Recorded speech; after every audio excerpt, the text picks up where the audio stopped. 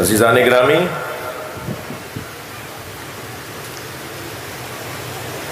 کسی بھی شخصیت کے زندہ رہنے کے لیے کم سے کم 3 چیزیں اسے زندہ رکھ سکتی ہیں۔ کوئی شخص چاہتا ہے کہ وہ باقی رہے، زندہ رہے، اس کا ذکر رہے، اسے یاد کیا جائے، وہ مرنے نہ پائے، چاہے اس کا بدن قبر کے حوالے کر دیا جائے، اسے مردہ شمار نہ کیا جائے، وہ نظر نہ آ رہا ہو مگر ہو، اسے لوگ دیکھ نہ رہے ہوں مگر وہ ہو۔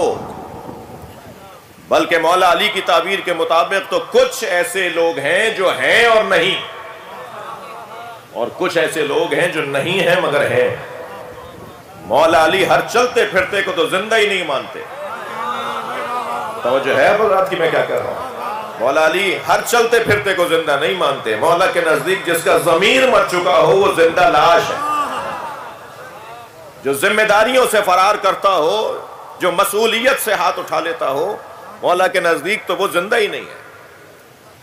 لیکن کچھ ایسے لوگ ہیں جنہیں قبر کے حوالے کر دیا، جنہیں قبرستان میں چھوڑ کر آ گئے، مگر وہ ہیں، وہ کیسے ہیں، وہ کیا طریقہ ہے؟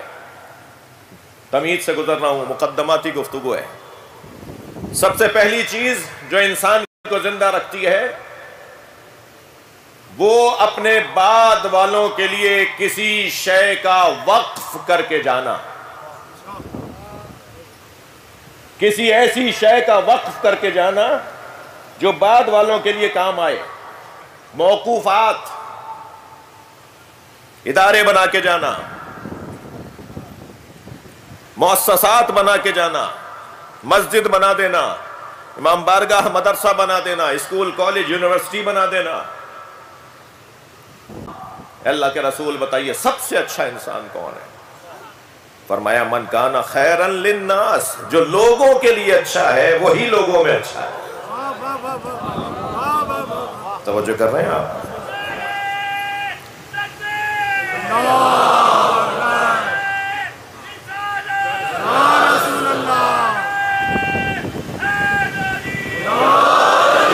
وقف کر کے جانا کسی شے کو۔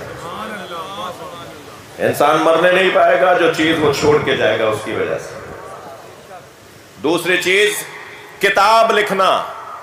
یہ میں حدیث سنا رہا ہوں آپ کو، کتاب لکھ کر جانا، کوئی علمی ورق چھوڑ کر جانا، حتیٰ ایک ورق بھی اگر کوئی علم کا چھوڑ کر گیا ہے، معصوم فرماتے ہیں وہ ورق اس کے لیے آخرت میں ڈھال بن جائے گا، وہ اسے دھوپ سے، تپش سے، اذیت سے بچائے گا۔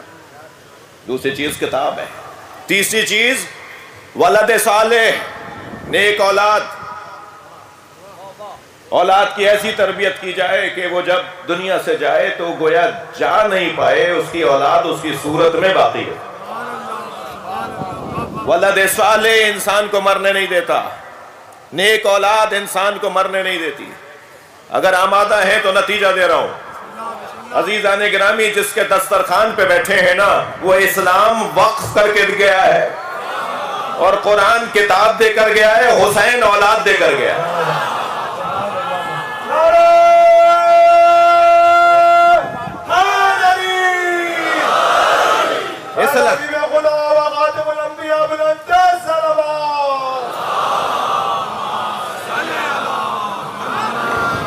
اسلام وقف میں، اسلام وقف کر کے گیا ہے۔ کتاب بھی ایسی دے کر گیا ہے کہ جس پہ لاکھوں کتابیں اب تک لکھی جا چکی ہیں، اور کوئی مفسر یہ دعویٰ نہیں کر رہا کہ میں نے قرآن سمجھ لیا ہے۔ نہ جانے کب تک اس کی تفسیریں ہوتی رہیں گی، اور ہر لکھنے والا صحیح ہوگا، ہر لکھنے والا دلیل سے بات کر رہا ہوگا، ہر لکھنے والے کے پاس کوئی نہ کوئی دلیل ہوگی جس کو وہ اس آیت کی سمجھ کے طور پر پیش کر رہا ہوگا، اور ولد بھی ایسا دے کر جائے جسے حسین کہا جائے، جسے حسین کہتے ہیں، ایسی اولاد۔